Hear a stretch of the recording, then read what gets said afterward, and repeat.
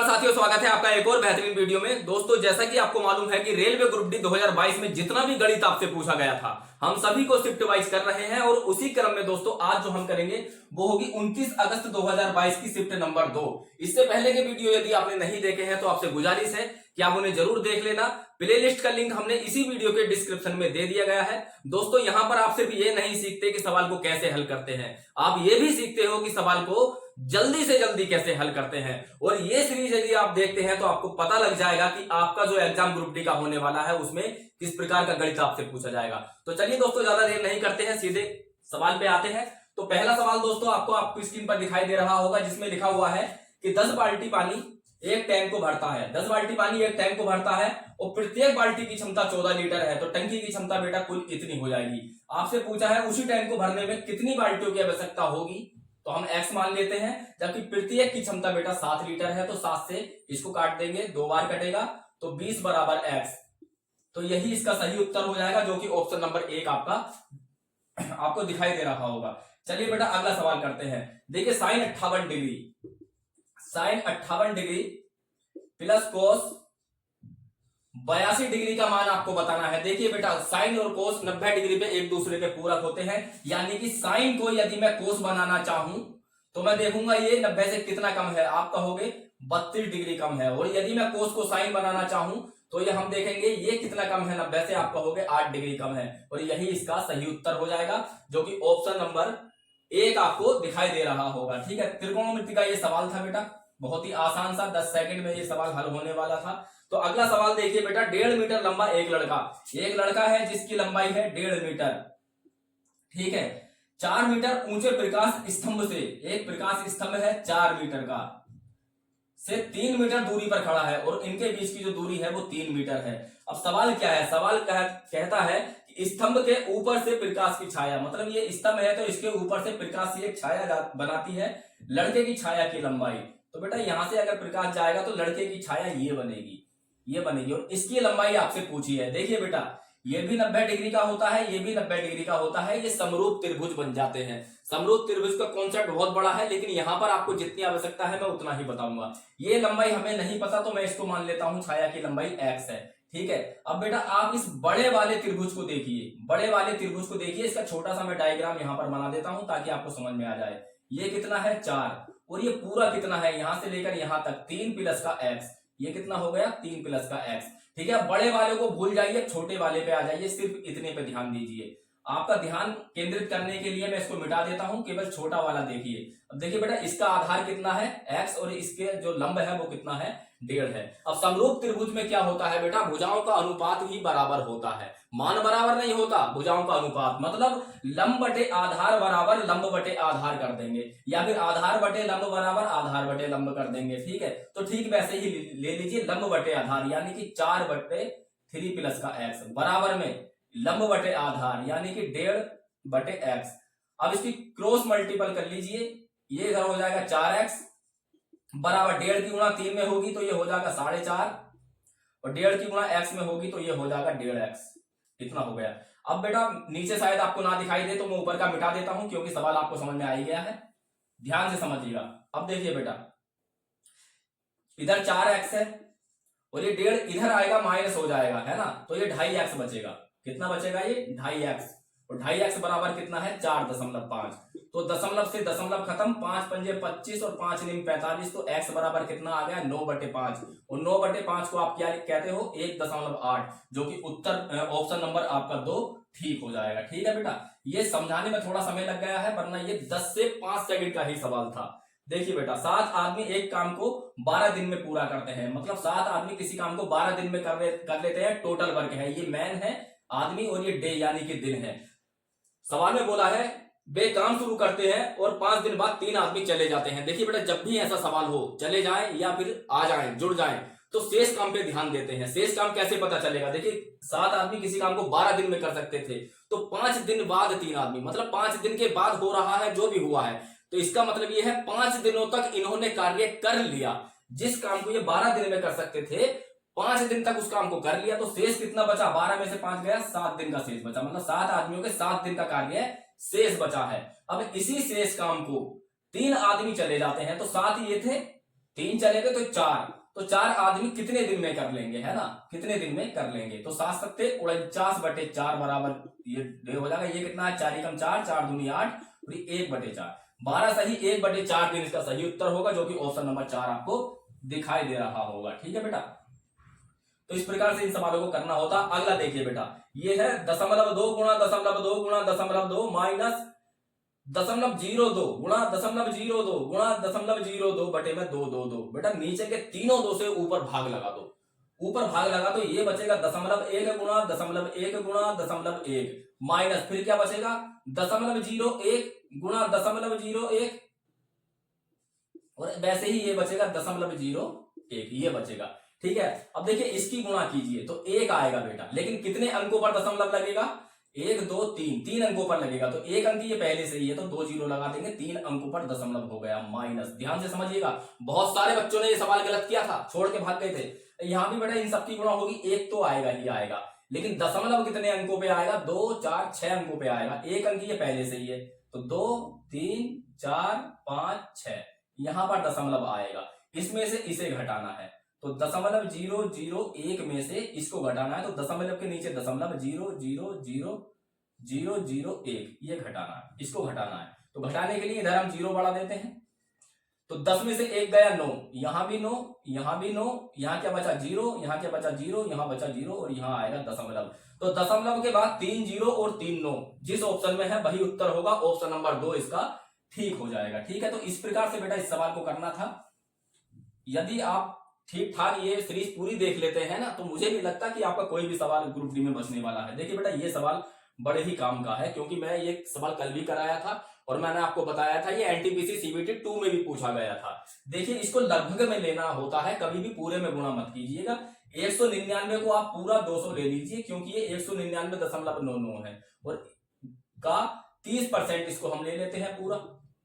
फिर क्या है प्लस का 550 है ना, दशमलव के बाद की संख्याएं छोड़ दो का, फिर क्या है 35% और बराबर में क्या है बेटा, बराबर में है प्रश्नवाचक चिन्ह, इसकी जगह आप x लगा लीजिए और ये माइनस का है 540, दशमलव के बाद के अंक छोड़ दीजिए। ठीक है, ये देखिए बेटा अब प्रतिशत से ये 2 जीरो कट जाएंगे, 20 दिया कितना हो गया 60, ये 60 है, ये माइनस का 540 है, इधर आके जुड़ेगा तो ये हो जाएगा 600 प्लस का ये कितना आएगा, देखिए बेटा प्रतिशत का मतलब होता है बटे में 100, तो 1 जीरो से 1 जीरो कट जाएगा और 1 जीरो से 1 दशमलव यहां पे लग जाएगा, तो 35 पंजे 175, 35 पंजे 175 हासिल लग गया 17, तो 15 पंजे 175 और 17 यहां जोड़ देते हैं, तो 7 5 12 7 1 8 और 1 9 1, तो ये हो गया 192। ठीक है, इतना हो गया और 1 अंक पे दशमलव है तो 1 अंक पे दशमलव हम यहां लगा देंगे, ये बराबर हो जाएगा बेटा x के। अब देखिए बेटा 600 और 192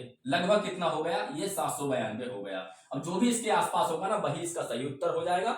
आप देखेंगे ऑप्शन नंबर 2 790 इसके ज्यादा नजदीक है, तो यही इसका सही उत्तर है। ठीक है, तो इस प्रकार से इन सवालों को करना था। आगे बढ़ते हैं, देखिए बेटा ये है 3/7, 3/7 प्लस में 2/7 प्लस में मैं 7 जिसके बटे में 7 है उसको पहले ही लिख रहा हूं, तो 2/7 है ना, पहले जिसके बटे में 7 था उन संख्याओं को लिख लिया। ये कितने होगा 3 2 5 2 7, 7/7 मतलब जिसके बटे में 7 है उसको सबको जोड़े तो हम 1 ही मिलेगा, तो जिसके बटे में 7 है उन सबको जोड़ के क्या आया 1, फिर क्या है बेटा प्लस का 1/14 और माइनस का 3, तो माइनस का 3 और प्लस का 1 कितना होता है माइनस का 2।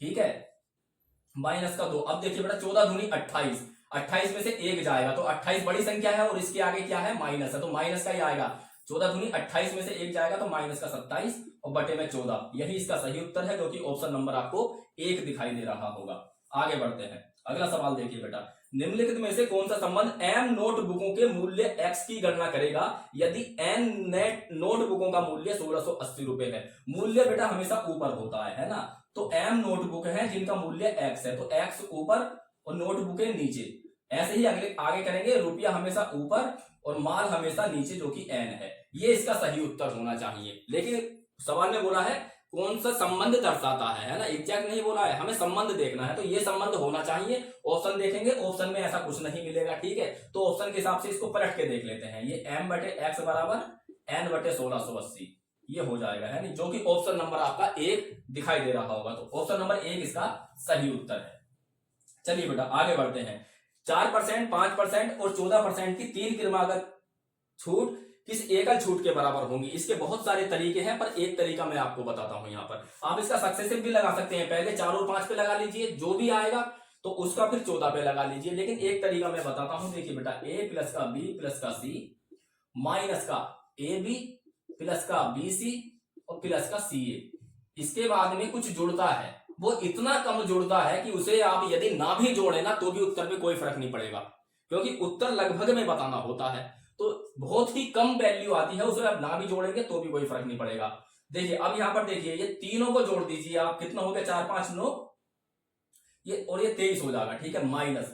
अब देखिए दो दो की गुणा कर दीजिए, 4 पंजे 20, दशमलव लगेगा 2 अंक पे, प्लस फिर देखिए 14 पंजे 70, दशमलव लगेगा 2 अंक पे, फिर देखिए 14 चौका 56 और दशमलव लगेगा 2 अंक पे। बस इतना करना होता है, आपका उत्तर चुटकियों में आएगा। देखिए 6, ये कितना हो गया, 7 5 12 और 2 14, ये हो गया। अब इसको आप घटा लीजिए भाई, 23 में से 1 गया 22 और 22 में से 4.6 जाएगा तो ये 21.54 आ जाएगा। और ये जिसके ज्यादा नजदीक है वही इसका उत्तर होगा, जो कि आप देखेंगे ऑप्शन नंबर 4 इसके बहुत ज्यादा नजदीक है, तो यही इसका सही उत्तर है। ये कुछ ज्यादा आता हल्का सा, लेकिन मैंने क्या कहा था कि यहां पर इतनी कम वैल्यू आएगी, बहुत ही कम आएगी, तो 0.3 के आसपास आती तो ये एग्जैक्ट उत्तर भी यहां से हो जाता। तो उम्मीद करते हैं ये तरीका आपको पसंद आया होगा। चलिए बेटा अगला सवाल देखते हैं। यदि रतन की आयु जतन की आयु का 1/3 है, तो जतिन की मान लीजिए 3 है और रतन की मान लीजिए 1 है, ठीक है। ये कैसे आया, क्यों आया, कई बार बता चुका हूं, इसलिए बार बार नहीं बताऊंगा। आपसे कहा है कि इनकी आयु का योग 84 है, इन दोनों को जोड़ेंगे तो 84 आना चाहिए, जबकि इन दोनों को जोड़ रहे हैं तो 4 है, 4 का मान 84 है। देखिए बेटा आपसे पूछा है जतिन की आयु बताइए, तो जतिन है 3, तो 3 का मल्टीपल चेक कर लेते, तो 2 ऑप्शन कट रहे हैं, तो इसलिए इस सवाल को हम कर लेते हैं। यदि एक ऑप्शन कट रहा होता तो जो 3 से कटेगा वही उत्तर हो जाता। अब देखिए बेटा 4 का मान 84 है, यानी कि 21 गुना। आपसे जतिन की पूछी है तो जतिन का भी 21 गुना ही उत्तर हो जाएगा, यानी कि 63। ऑप्शन नंबर 4 इसका सही उत्तर होगा, ठीक है। आगे बढ़ते हैं। देखिए बेटा, 2 उम्मीदवारों के बीच एक चुनाव हुआ, विजेता को यानी जो विक्टर हुआ है उसको कितना है, 1854 मिला है। उसके बाद हारने वाले को यानी कि जो लूजर है उसको मिला है 618। अब सवाल में क्या बोला है, दोनों उम्मीदवारों को कुल मतों का, तो पहले हम कुल मत जोड़ लेते हैं, कितना हो गया, 8 4 12 हासिल 1, 5 और 1 6 और 1 7, 8 6 14 और 2, यानी कि कुल जो मत हमारे पड़े वो कितने पड़े, 24 72, ठीक है, इतने पड़े। अब हम ये देखते हैं सवाल में पूछा क्या है कि कुल मतों का कितना प्रतिशत विजयी उम्मीदवार के पक्ष में मिला, मतलब ये कितना है टोटल का। तो 1854 24 72 का कितना प्रतिशत है। अब यहां पर कुछ बच्चे क्या करेंगे कि इसको ना छोटी छोटी संख्याओं से काटेंगे। देखिए बेटा, कुछ ऐसा अनुमान लगाइए जहां ये दोनों कट रहे हो, जैसे कि 6 से 18 कटता है और 18 से 54 कटता है, यानी कि 6 से 18 कट गया, 18 से 54 कट गया, और उतनी ही बार कटे हैं, जैसे 6 से ये 3 बार कटेगा, 18 से ये भी 3 बार कटेगा, यानी कि ये संख्या 618 से कट गई। अब ऐसे ही अगर यहां पर भी मैच खा रहा होगा तो हम इसको बड़े आसानी से हल कर सकते हैं। देखिए 6 से काटेंगे ये 4 बार कट रहा है और 18 से काटेंगे ये भी 4 बार कट रहा है, यानी कि ऊपर नीचे दोनों की संख्या जो है वो 618 से कट रही है ना भाई। 6 चौक 24, 18 चौक 72, 6 तिया 18, 18 तिया 54 है ना। तो इसको हम क्या करेंगे, 618 से काटेंगे। 618 से ये कटेगा 3 बार और ये कटेगा 4 बार। अब 4 से 100 को काटोगे 25 बार कटेगा, 25 तिया कितना होता है, 75%। यही इसका सही उत्तर है, जो कि ऑप्शन नंबर आपका 2 ठीक हो जाएगा, ठीक है बेटा। तो इस प्रकार से भी सोचना सीखिए, वरना समय तो दुनिया लगाती है, आप भी लगाओगे क्या। देखिए ये हल्का सा सवाल है, 9604 का आपको वर्गमूल बताना है। मैं आपको एक बात बताऊं, देखिए पहली बात तो ऐसा जब भी सवाल हो ऑप्शन पे जाइए, ठीक है। इकाई का अंक भी चेक कर सकते हैं, पर 3 इकाई का अंक मैच कर जाएगा। तो हम क्या करते हैं, ऐसी कोई संख्या देख लेते हैं इसके आसपास की जो पूर्ण वर्ग हो। तो मैं जानता हूं 10,100 का वर्ग होती है और पूर्ण संख्या है, 100 का वर्ग होती है। ये इससे छोटा सा कम है और ये 100 का वर्ग है, तो ये जो होगा 100 से हल्का सा कम, हल्के से कम का वर्ग होगा। तो 100 से हल्का सा कम क्या है, 98। यही इसका उत्तर है, ठीक है बेटा। ऐसे सोचा जाता है, हर जगह गुणा भाग करके नहीं देखी जाती है, वरना आप करके भी दे सकते हैं, ये 98 का ही आएगा। आगे बढ़ते हैं बेटा, देखिए सरल कीजिए, ये है 9,991, तो 9,991 को मैं लिख सकता हूं 10,000 माइनस का 9, ऐसे लिख सकता हूं। और अगली संख्या है 10,009, इसको मैं लिख सकता हूं बेटा 10,000 प्लस का 9। यदि आप देखें ये फॉर्मूला बन गया a minus B into A plus का बी, है ना, तो ये क्या होता है a स्क्वायर माइनस का बी स्क्वायर, ये ज्यादा आसान हो गया। इसका वर्ग कर दीजिए, 8 जीरो हो जाएंगे, 4 3 7, एक और लगेगा, 4 4 8, ठीक है। इसमें से घटाएंगे बी स्क्वायर, बी क्या है 9, तो 81 इसमें से घटा दीजिए, क्या बचा, 10 में से 1 गया 9, 9 में से 8 गया 1, यहां भी 9, यहां भी 9, यहां भी 9, यहां भी 9, यहां भी 9, यहां भी 9, 3 3 6, शुरू में 6 बार 9 आएगा, ऑप्शन नंबर 4 ही एकमात्र ऐसा है, तो यही इसका ठीक हो जाएगा। ठीक है बेटा, तो इस प्रकार से सोचना सीखिए, वरना गुणा भाग करते आप करते ही रह जाते। अगला सवाल देखिए, दो संख्याओं का योग 54 है, यानी कि a प्लस बी, दो संख्याओं को अगर मैं मान लूं तो इनका योग 54 दे रखा है, और इनका जो लघुत्तम समापवर्तक है, लघुत्तम समापवर्तक 84 है, और जो इनका HCF है, मतलब एलसीएम 84 और HCF दे रखा है इनका 6। ठीक है, आपसे पूछा क्या है, इनके संख्याओं के व्युत्क्रम का योग, मतलब 1/a प्लस का 1/b आपसे पूछा है। ये आगे बढ़ने से पहले मैं आपको बता दूं, दो संख्याओं का जो गुणा होती है वो उनके HCF और LCM के बराबर ही होती है, HCF और LCM के बराबर ही होती है। क्यों होती है, कैसे होती है, कई बार बता चुका हूं पिछले वीडियो, यदि आप देख चुके होंगे तो। ठीक है बेटा, तो बस इतना आप रट लीजिए यदि आपको समझ में नहीं आ रहा, क्योंकि ये मैं कई बार बता चुका हूं। अब करते हैं इसको हल। देखिए, नीचे एलसीएम आ जाएगा ए बी और ऊपर आ जाएगा ए प्लस का बी, तो ए प्लस का बी हमें पता है कितना है, 54 है, 54 है नहीं है, और ए बी क्या है, अभी अभी मैंने बताया दो संख्याओं की गुणा उनके HCF और उनके LCM की गुणा के बराबर ही होती है, तो इसकी जगह में इन दोनों की गुणा भी तो कर सकता हूं, 84 गुणा 6, ये हो गया 6 निवा 54, इसको और काट लीजिए, 3 तिया 9, 3 दूनी 6, 3 अट्ठे 24, 3/28 इसका सही उत्तर होगा, जो कि ऑप्शन नंबर 1 आपको दिखाई दे रहा होगा। ठीक है, तो इस प्रकार से इतनी जल्दी इन सवालों को हल करना। अगला देखिए, दी गई संख्याओं में से कौन सी संख्या 3 से विभाजित नहीं होगी, मतलब 3 से नहीं कटेगी। ये देखेंगे पहली वाली संख्या, 7 8 15 कट गया, 6 भी कट गया। दूसरे पे आते हैं, 7 और 1 8 और 3 11, ये नहीं कटेगा, तो ऑप्शन नंबर 2 इसका सही उत्तर हो जाएगा। आगे चेक करने की कतई जरूरत नहीं है, क्योंकि एक सवाल का एक ही उत्तर होता है, जब ये उत्तर ठीक हो गया तो बाकी अपने आप ही गलत होंगे। अगला देखिए बेटा, एक वृत्त की परिधि ज्ञात कीजिए जो 7 सेंटीमीटर वाले वर्ग के परिगत है। परिगत का मतलब होता है उसके ऊपर बना हुआ है, कोई ये वर्ग है जिसकी भुजा बेटा 7 है, और इसके ऊपर जो है एक वर्ग बना हुआ है, और इसकी हमें परिधि बतानी है। देखिए बेटा, मैं आपको बता दूं, यदि किसी वर्ग के ऊपर वृत्त है तो इसकी त्रिज्या होती है विकर्ण बटे विकर्ण का आधा, मतलब विकर्ण का आधा जो है इसकी त्रिज्या होती है। अब इसकी हमें भुजा पता है 7 है, तो विकर्ण कैसे निकालेंगे, विकर्ण का फॉर्मूला होता है a√2, और a क्या है, भुजा, तो भुजा कितनी है बेटा 7 है, तो 7√2 इसका विकर्ण है, तो यहां पर हम विकर्ण रख देंगे, क्या हो गया 7√2, ये इसकी क्या हो गई, त्रिज्या हो गई। अब 2πr इसका फॉर्मूला होता है परिधि का, 2 पाई का मतलब 22/7, और त्रिज्या कितनी है 2√2, सॉरी 7 है ना यहाँ पर, तो 7 आएगा ये, तो 7√2/2। अब देखिए 7 से 7 कट गया, 2 से 2 कट गया, कितना हो गया 22√2, तो 22√2 इसकी परिधि हो जाएगी, यही इसका सही उत्तर है, और ऑप्शन नंबर 2 आपको दिखाई भी दे रहा होगा। ठीक है बेटा, यदि ये पहले से पता है तो ये सारी बातें लिखने की नहीं होती हैं, दिमाग में एकदम हो जाता है। देखिए बेटा, 3% वार्षिक दर से 3 वर्ष के लिए 12,500 रुपए का चक्रवृद्धि ब्याज ज्ञात कीजिए। अनुपात याद रखिएगा, 3:3:1, ये मैं ट्रिक में बता चुका हूं आपको। तो 12,500 रुपए है, क्या करना है, सिंपल दर से गुणा कर दीजिए, जितनी भी दर दी है, ना जोड़ना ना घटाना, सिंपल कर देंगे। 125 दिया, कितना होता है 375, बस अब ये जो आया 375 आया, इसकी भी दर में गुणा कर दीजिए, ये कितना आएगा 300 की 3 में करेंगे 900, और 75 की 3 बार करेंगे 225, तो 900 और 225 1125। ठीक है, लेकिन ये बटे में 100 था, तो 2 अंकों पे दशमलव आ जाएगा।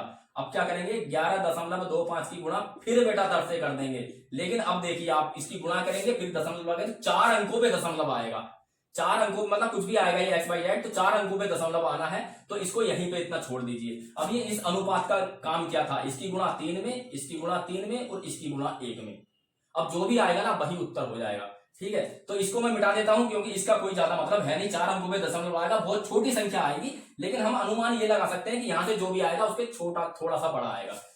तो 375 तिया कितना हो गया 1125, और इसको अब जोड़ लेते हैं, 11 तिया 33, और 25 दिया 75, इसको जोड़ लीजिए तो 0.75, ये कितना आ गया 8, ये कितना आ गया 5, ये कितना 8, 1 और 1, तो 1158 कुछ आएगा। 1158 से हल्का सा बड़ा, 1158 से हल्का सा बड़ा, क्योंकि ये भी थोड़ा सा बड़ा है और जो हमने 1 से भी गुणा नहीं करी वो भी कुछ आता ना आता, तो इससे हल्का सा बड़ा आएगा।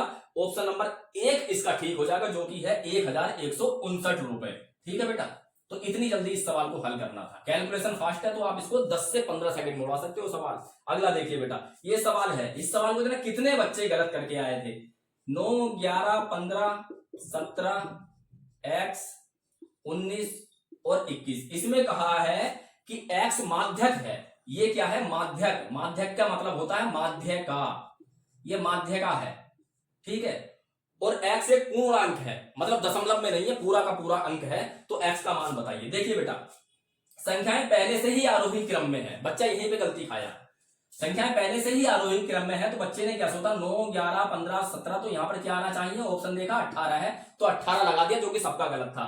ये संख्याएं गिनो कितनी है? 1, 2, 3, 4, 5, 6, 7 संख्याएं हैं, और माध्यका होती है बेटा बीच वाली संख्या। यदि ये 7 संख्याएं हैं ना, तो 3 संख्याएं इधर होनी चाहिए और 3 संख्याएं इधर होनी चाहिए। अब जो ये चौथी संख्या बीच में बचेगी, मतलब x, ये होती है माध्यका।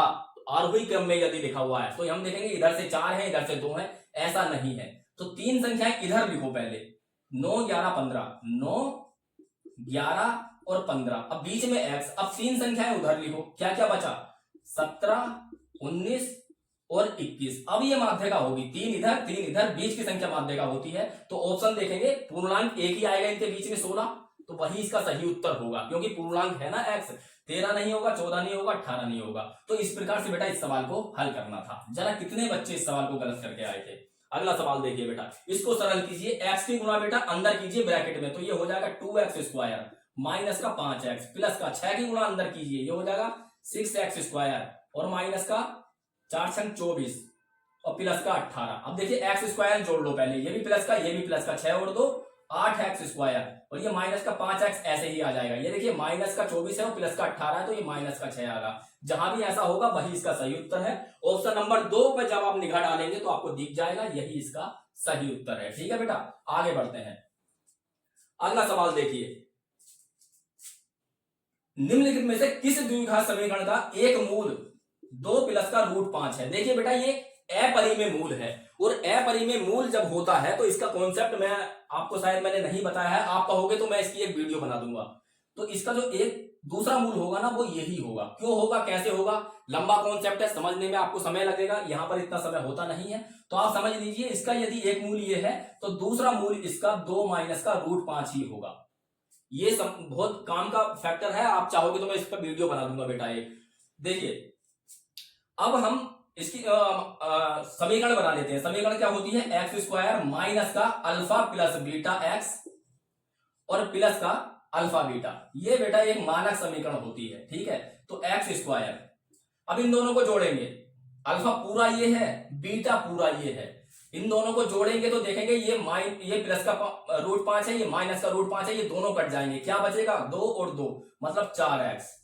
अब ये प्लस में, अब बेटा इन दोनों की गुणा होगी, आप देखेंगे ये क्या है? a प्लस बी और ये क्या है? a माइनस बी, यानी कि ओवरऑल ये क्या फॉर्मूला हो जाएगा? a स्क्वायर माइनस का b स्क्वायर। a स्क्वायर मतलब 4 का स्क्वायर, 2 का स्क्वायर 4, और माइनस b का स्क्वायर मतलब रूट 5 का स्क्वायर 5 ही हो जाएगा। तो ये क्या बचेगा? माइनस का 1 बचेगा। यहां से क्या बचेगा? माइनस का 1। तो यहां पर माइनस का 1 आना चाहिए, माइनस का 1 आना चाहिए। जहां ऐसा होगा ना वही इसकी सही समीकरण है। आप देखेंगे कहां पर है, दोनों ही माइनस में आने हैं, ये 4x और 1। ऑप्शन नंबर 2 में ऐसा है, तो ऑप्शन नंबर 2 इसका ठीक हो जाएगा। ठीक है बेटा, आप चाहो तो मैं इसकी एक वीडियो बना करके डाल सकता हूं, आधे घंटे की मुश्किल से वीडियो होगी। अब ये देखिए, ये भी द्विघात समीकरण का सवाल है, 2x स्क्वायर माइनस का 7x प्लस का 5 बराबर 0। ठीक है, तो इसको मैं 3 स्टेप में बताऊंगा। क्यों बताऊंगा? क्योंकि यहाँ पर x का ना x स्क्वायर का कोफिशिएंट दे रखा है, और x स्क्वायर का कोफिशिएंट नहीं होता है तो मैं इसको 2 स्टेप में खत्म कर देता हूं। आपने पुराने वीडियो देखे हैं तो आप जानते होंगे। तो पहले तो एक बात सुनिए कि ये जो x स्क्वायर का कोफिशिएंट है 2, इसकी गुणा अंतिम वाली संख्या से करेंगे तो ये 10 हो जाएगा। अब हमें स्टेप नंबर पहला करना है, क्या करना है? हमें 2 संख्याएं ऐसी देखनी है जिनकी गुणा करने पर 10 आए। प्लस का 10 है ना, तो गुणा करने पर प्लस का 10 आए तो हम देखेंगे 5 गुणा 2 होता है ना, 5 गुणा 2 10। लेकिन वही दो संख्याएं ऐसी भी होनी चाहिए कि उनको जोड़ने पर माइनस का 7 आना चाहिए। तो 5 और 2 को जोड़ेंगे तो क्या माइनस का 7 आएगा? बिल्कुल भी नहीं आएगा, है ना। तो हम क्या करेंगे, इसको माइनस का लेते हैं तब भी गड़बड़ है, और इसको हटा करके इसको माइनस का ले लूं तब भी गड़बड़ है, मतलब मुझे दोनों ही माइनस का लेने पड़ेंगे। अब देखिए बेटा, -5 और -2 को जोड़ोगे तो ये माइनस का 7 हो जाएगा, और -5 गुणा -2 करोगे तो इन दोनों की गुणा 10 आ जाएगी, क्योंकि माइनस माइनस की जब गुणा होगी तो ये प्लस में 10 हो जाता है। इसका मतलब एक संख्या 5 है बेटा, और एक संख्या माइनस का 5 है और दूसरी संख्या माइनस का 2 है। स्टेप नंबर 2, इनके चिन्ह पलट दो, जो प्लस का है वो माइनस में हो जाएगा, मतलब ये दोनों माइनस में है तो दोनों प्लस के हो जाएंगे। स्टेप नंबर 3, जो x स्क्वायर का कोफिशिएंट था मतलब 2, उससे इनमें भाग लगा दो, यही इसका अंतिम है, यही आपके मूल निकल आए। ये कितना हो गया बेटा? 2.5, एक मूल हो गया 2.5 और दूसरा मूल हो गया 1, और दोनों ही प्लस में है। आपसे पूछा क्या था? आपसे पूछा था धनात्मक अंतर बताइए, तो इन दोनों का अंतर जब आप करेंगे तो कितना निकल के आएगा? 1.5, और 1.5 को क्या लिखते हो बेटा आप? 3/2, तो यही इसका सही उत्तर है, जो कि ऑप्शन नंबर 1 इसका सही होगा। उम्मीद करते हैं बेटा आपको अच्छे से समझ में आ रहा होगा। यदि ये 99 सेट आप लगा लेते हो, आपको कुछ भी करने की जरूरत नहीं है, यही गणित पूछा जाने वाला है, इनकी ही प्रैक्टिस कर लीजिए बस आप। देखिए एक कक्षा में 40 छात्र केवल लड़के और लड़कियां हैं, लड़कियों की संख्या लड़कों की संख्या का 3/7 है, तो बॉयज यहाँ पर कितने हैं? 7, और गर्ल्स यहाँ पर कितनी है बेटा? 3 है, 3 है ना। ये कैसे आता है हर वीडियो में बताता हूँ, इसलिए मैं शॉर्टकट में बता रहा हूँ। आपसे पूछा क्या है? आपसे पूछा है लड़कों की संख्या, लड़के कितने हैं? 7, जो भी ऑप्शन होगा 7 से कटने वाला होगा, 7 चौक 28, यही उत्तर है। यदि 2 ऑप्शन होते तब हम आगे करते,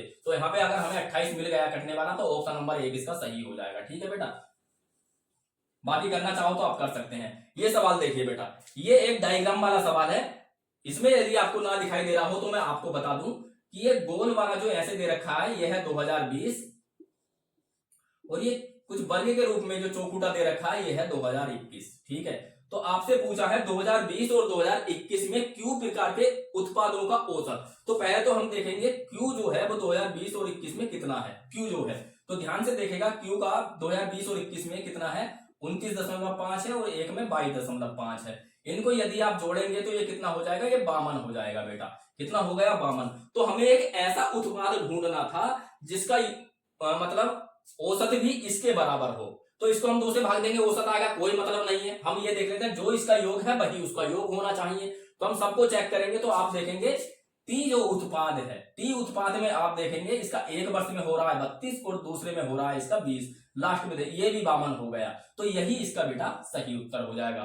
ठीक है, तो इस प्रकार से इस सवाल को हल करना था। उम्मीद करते हैं बेटा ये सवाल आपको अच्छे से समझ में आया होगा। अगला सवाल देखिए बेटा, ये भी डायग्राम वाला सवाल है, इसमें भी यदि आपको ना दिखाई दे रहा हो तो मैं आपको बता दूं कि ये गोल वाला जो बिंदु है ये है बेटा मूल्य, और ये जो वर्ग के रूप में कुछ 4 कोनों वाला बना रखा है ये है मात्रा, ये है मात्रा।